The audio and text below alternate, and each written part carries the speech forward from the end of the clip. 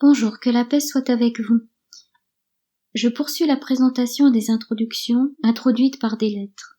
Nous en arrivons à la sourate 7, introduite par le verset 2.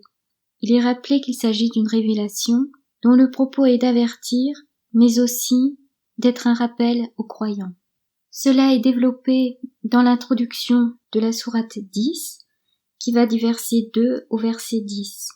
On remarque au verset 9 que ce qui avait été présenté dans la sourate 2 est repris sous une forme plus concise, mais avec un développement supplémentaire.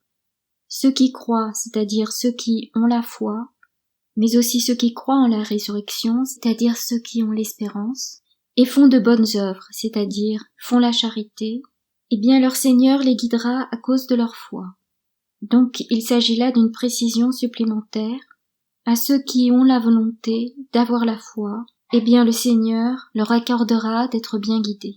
Ensuite nous pouvons lire à leurs pieds « Les ruisseaux couleront dans les jardins des délices », donc il s'agit de la réalisation de la promesse du paradis.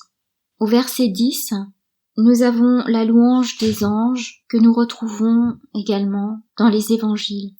En ce qui concerne la sourate 11, j'ai des hésitations, car l'on trouve la balise de Alif au verset 4. C'est à Allah que sera son retour, il est omnipotent. Ensuite, nous avons des versets qui reprennent l'histoire des patriarches, dont notamment Houd, donc ça correspondrait à la lettre Alif. Mais ensuite, je ne trouve pas de balise qui la termine. Apparemment, la lettre Alif terminerait au verset 99, mais il manquerait donc la balise, et commencerait la lettre Ra au verset 100. Ainsi donc, ce qui se rapporterait à la lettre Lam, c'est-à-dire à la vie de Jésus et à son enseignement, est manquant. Donc je reviens à l'introduction.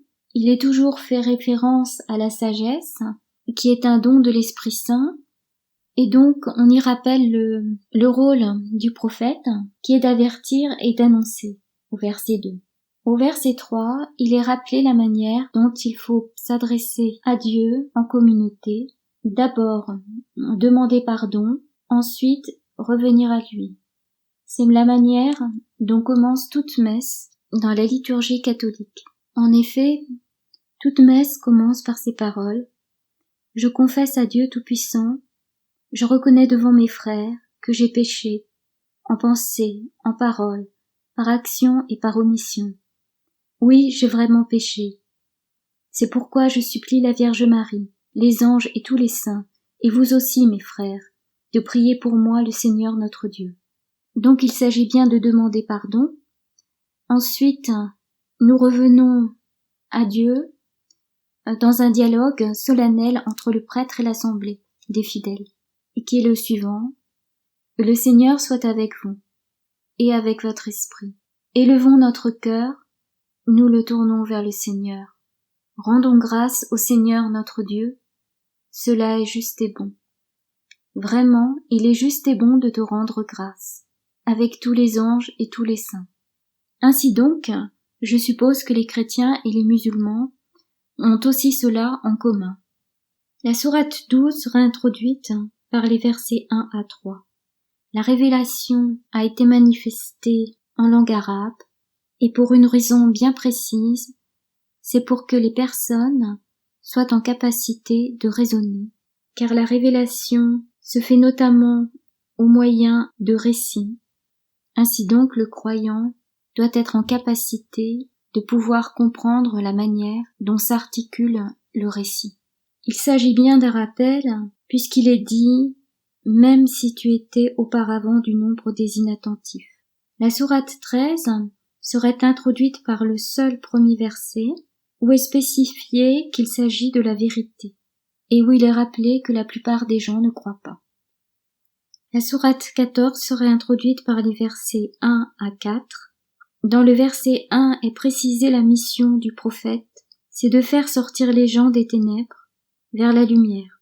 Ceux qui ne croient pas auront un dur châtiment dans l'au-delà. Comment reconnaît-on ceux qui ne croient pas? Cela est précisé au verset 3. Ce sont ceux qui préfèrent la vie d'ici-bas à l'au-delà. Ce sont ceux qui rendent le chemin vers Dieu tortueux, et ils sont dans l'égarement. C'est un thème récurrent qui revient souvent. Les prophètes doivent appeler les croyants à préparer le chemin. De même, dans l'évangile selon saint Matthieu, il est écrit au chapitre 3 du verset 1 au verset 3. En ces jours-là arrive Jean le Baptiste, prêchant dans le désert de Judée et disant « Repentez-vous, car le royaume des cieux est tout proche. » C'est bien lui dont a parlé Isaïe le prophète, « Voix de celui qui crie dans le désert, préparez le chemin du Seigneur, rendez droit ses sentiers. » Alors Jean le Baptiste, c'est celui que les musulmans appellent Yahya et qui vient avant Jésus. Il baptise les gens d'eau pour les inviter à convertir leur cœur, à se repentir, cependant que Jésus va baptiser les personnes d'eau et de l'Esprit Saint, qui est le baptême des chrétiens. Donc Jean le Baptiste n'est pas à confondre avec Saint Jean, qui était un des 12 apôtres de Jésus, et qui est également évangéliste, puisqu'il a écrit un des évangiles. Donc là, au verset 4, le messager est envoyé avec la langue de son peuple, donc c'est-à-dire en arabe. La langue de Jésus était l'araméen. La sourate 15 ne comporterait que le verset 1 comme introduction. Ici, il est question des versets du livre, mais aussi d'une lecture explicite. Donc là, comme il s'agit d'une traduction, le mot lecture me paraît peu clair. La sourate 19 n'a pas d'introduction spécifique. Il n'y a pas de transition entre les lettres et les parties qui s'y rapportent. Je poursuivrai mon exposé un peu plus tard, si Dieu le veut. Que la paix soit avec vous.